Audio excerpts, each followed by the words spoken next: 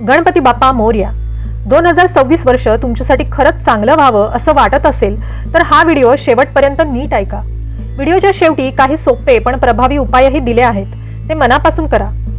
कन्या राशीबद्दल 2026 मध्ये ग्रह गोचरानुसार गुड न्यूज किंवा सकारात्मक शक्यता आपण ह्या आधी पाहिल्या आहेतच.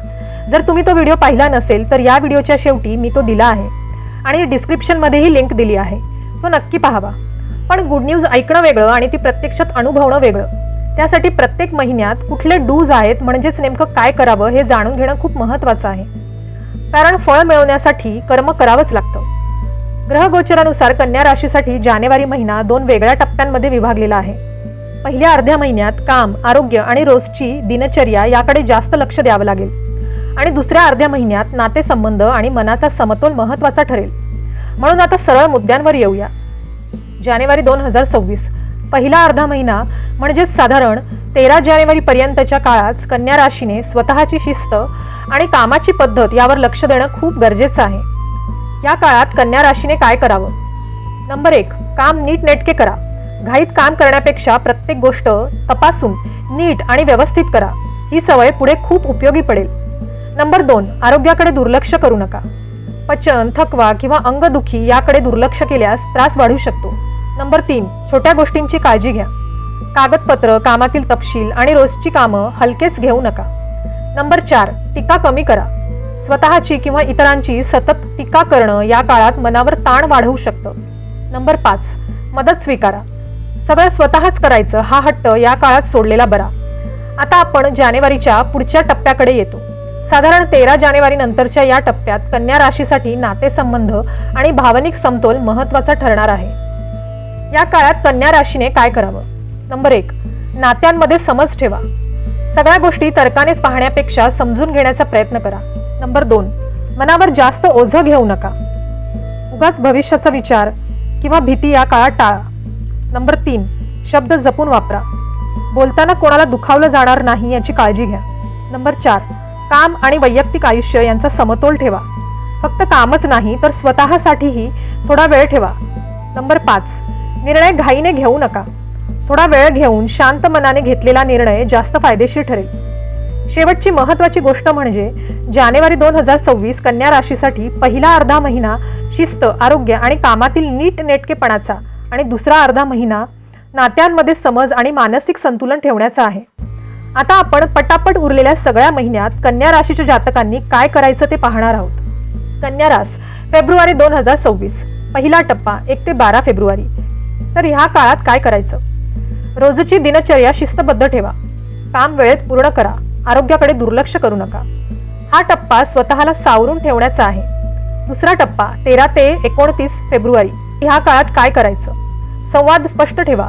गैरसमज टाळा. सहकार्य स्वीकारा. हा टप्पा संतुलन साधण्याचा आहे. कन्या रास मार्च 2026 पहिला टप्पा 1 ते 14 मार्च. तर ह्या काळात काय करायचं? धोका टाळा. गोष्टी गुप्त ठेवा. घाईचे निर्णय टाळा. दुसरा टप्पा 15 ते 31 मार्च. तर ह्या काळात काय करायचं? गुरुजनांचा सल्ला घ्या. दान, धार्मिक कार्य करा. सकारात्मक विचार ठेवा. कन्या रास एप्रिल 2026 पहिला टप्पा 1 ते 13 एप्रिल. तर ह्या काळात काय करायचं? कामात सातत्य ठेवा. वरिष्ठांशी नम्र वागा. जबाबदाऱ्या स्वीकारा. दुसरा टप्पा 14 ते 30 एप्रिल. तर ह्या काळात काय करायचं? नेटवर्क वाढवा. टीमवर्क स्वीकारा. उत्पन्न संधी ओळखा. कन्या रास मे 2026 पहिला टप्पा 1 ते 14 मे. तर ह्या काळात काय करायचं? खर्चावर नियंत्रण ठेवा.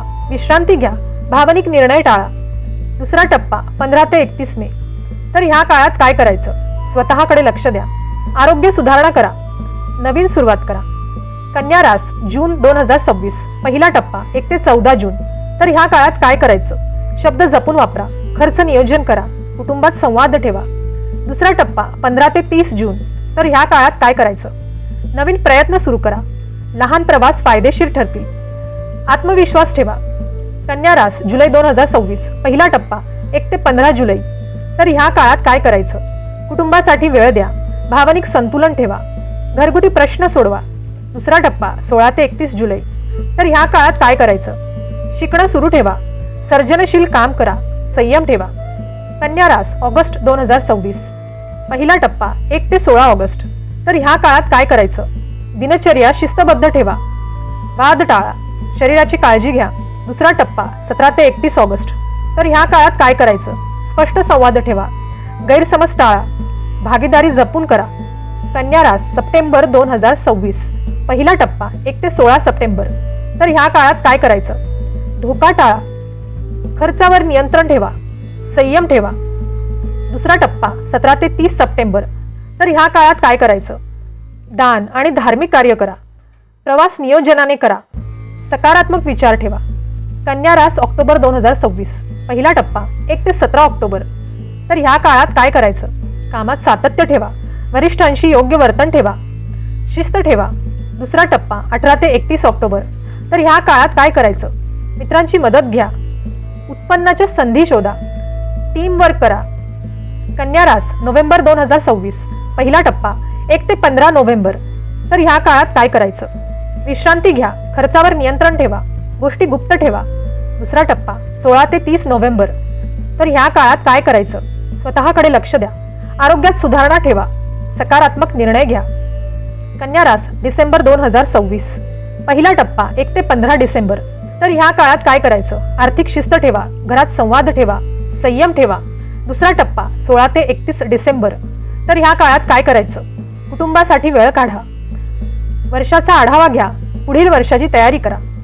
आता ह्यावर सोपे पण प्रभावी उपाय पाहण्याआधी वक्रतुंड ज्योतिष चॅनलला लाईक, शेअर आणि सबस्क्राईब करा आणि बेल बटनवर क्लिक करायला विसरू नका, म्हणजे येणाऱ्या नवीन व्हिडिओचं सगळ्यात आधी तुम्हाला नोटिफिकेशन मिळेल. चला तर उपायांकडे वळूयात. 2026 हे वर्ष अंकशास्त्रानुसार ग्रहांचा राजा असलेल्या सूर्याचं वर्ष आहे. म्हणून या वर्षात सगळ्याच राशीच्या जातकांनी आपल्या वडिलांचा सन्मान करावा, त्यांची सेवा करावी. वडील हयात नसतील तर पित्या समान व्यक्तीचा आदर आणि सेवा करा. आणि असं कोणीही नसेल तर दररोज सकाळी सूर्याला अर्घ्य द्या. हा उपाय पित्याशी संबंधित कर्म सुधारतो आणि 2026 मधील ग्रहदोष कमी करेल. म्हणून हा उपाय तर तुम्ही आवर्जून करायलाच हवा.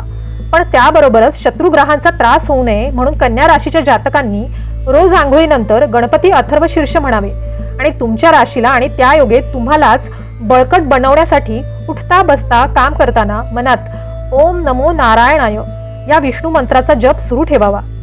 जर तुम्ही जानेवारीपासून डिसेंबरपर्यंत हे डूज पाळले तर 2026 मध्ये कन्या राशीसाठी दिसणाऱ्या गुड न्यूज म्हणजेच सकारात्मक शक्यता प्रत्यक्षात अनुभवायला नक्कीच मदत होईल. गणपती बाप्पा मोरया.